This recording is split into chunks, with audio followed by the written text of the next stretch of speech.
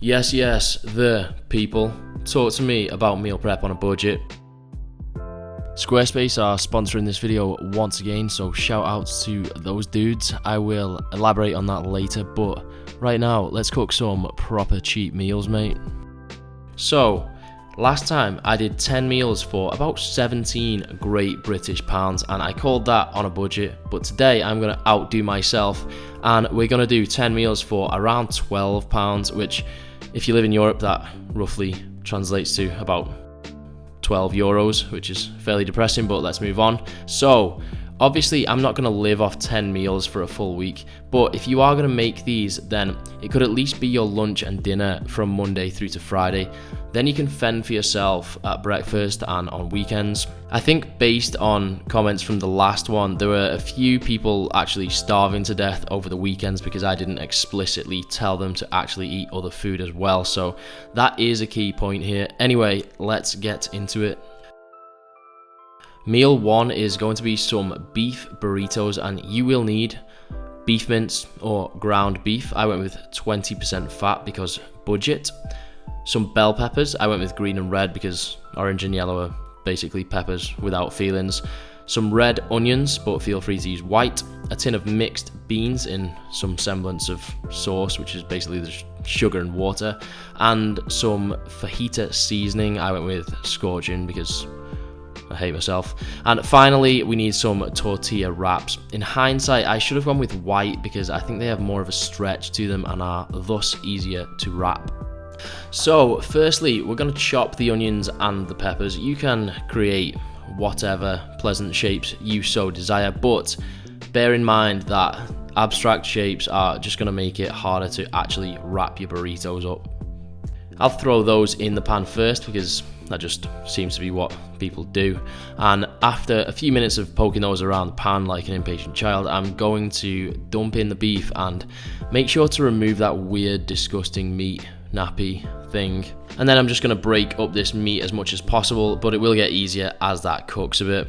Obviously, don't underestimate the size of the pan you're going to need here, or you will be royally fucked at this point. So if you need to do it in 2 batches, what you can do is do it in 2 batches. Once that's all pretty cooked, I will throw in the peppers. So you can put these in at any point really, but I don't like my peppers overcooked, so I usually throw them in pretty last minute. And you'll probably need to drain off some of the excess liquid depending on how fatty your meat is. Mine was absolutely swimming, so I got rid of it because I don't want soggy burritos, and I assume that you don't either. So the penultimate addition to the pan is the spice mix. Now, I could have added this earlier, but I would recommend waiting until after you've drained off all the excess liquid. Otherwise, you're essentially just going to be pouring the flavour down the sink. Obviously, give it a good mix around and make sure there's no clumps before adding your tin of mixed beans. Now, if your beans come in a lot of sauce, do not add it all. We want this whole thing to be moist but not swimming. So let that sizzle a little bit, poke it around the pan and pretend you know what you're doing, and then take it off the heat and let it cool before you attempt, emphasis on attempt, to wrap your burritos. So just wrap them up as best you can. Chances are you're going to fuck up the first 1 or 2, so a couple of spare wraps wouldn't be a bad idea, but you will pick it up pretty quick. Now, one of the downsides to being an absolute peasant on a budget is that the cheap wraps leave a lot to be desired when it comes to structural integrity, but do your best and then wrap them up in some microwavable paper.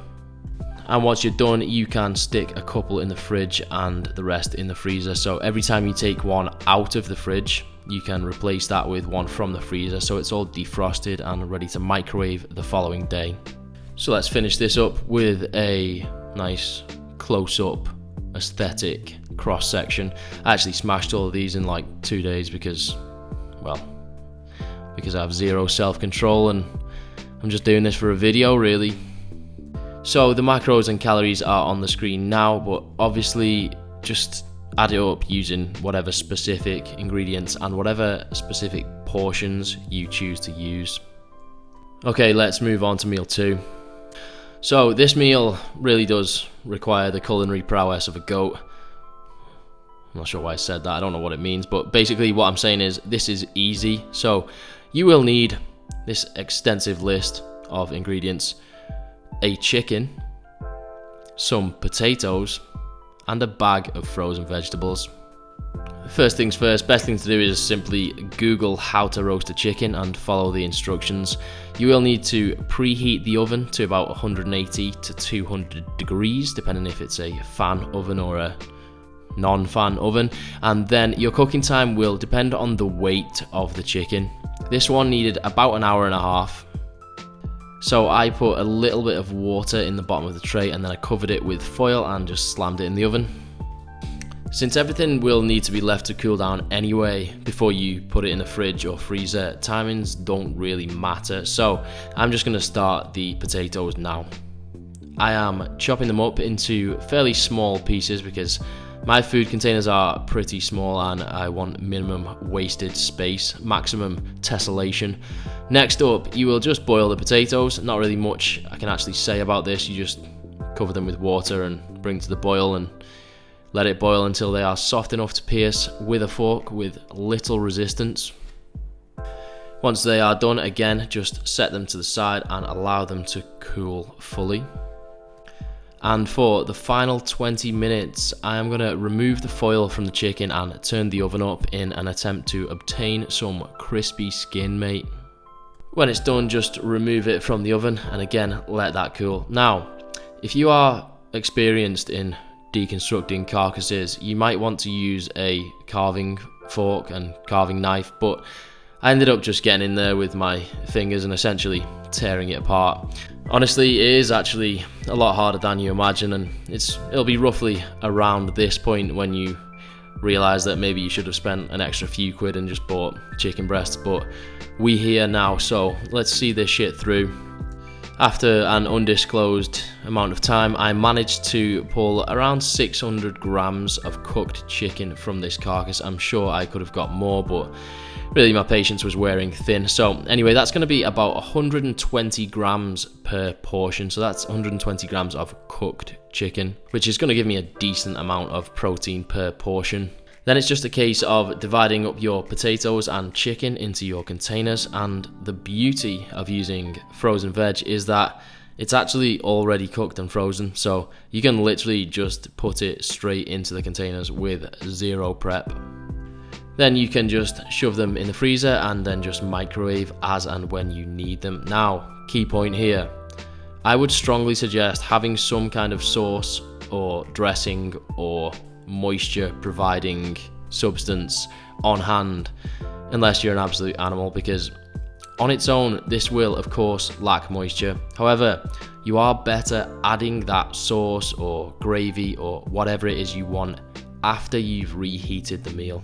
So I think that's it. As ever, leave your questions and suggestions in the comments. I'm thinking I might actually do a meal prep video for people who are less financially constrained next time, so let me know if you fancy that one.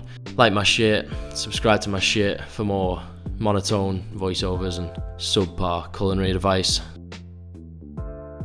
Before we go, let me just tell you about Squarespace, because as previously mentioned, they are the sponsor of today's video. Squarespace is the place to go if you need a website, domain, or online store. I am slowly but surely putting together my new website using their platform, and that's slow because I'm poor with my time, not slow because it's difficult. It's actually dead easy, mate. I'm switching to their platform because it's going to give me more control over any changes that I want to make. So if I want to start selling some ebooks or online products, I can easily set up a page to do that. Or if I decide to have a Black Friday sale, for example, on meal plans, I can set up a discount code dead easily. I haven't really found anything you can't do yet in terms of design or function. You can even personalize one of their already sick templates and make it even sicker by playing one of my sick YouTube videos as the website background. What a feel. Anyways, if you want to get in on a free trial, you can go to squarespace.com, and then when you're ready to get started on your own project, you can go to squarespace.com/Joe Delaney, and that will get you 10% off your first order. Alright people, cheers for watching, cheers for listening, see you later, like my stuff, in a bit mate, ciao ciao. They see me rolling, they hating. Woo!